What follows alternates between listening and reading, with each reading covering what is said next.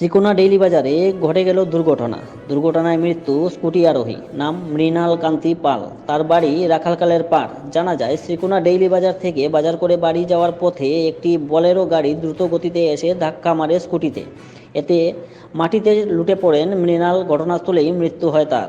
পরে ময়নাতদন্তের জন্য মেডিকেল কলেজ হাসপাতালে পাঠানো হয়। Assam prime news 24x7 Hifzur Rahman বড়ভূইয়ার রিপোর্ট, ভয়েসে দীপজয় চক্রবর্তী। জাম লাগে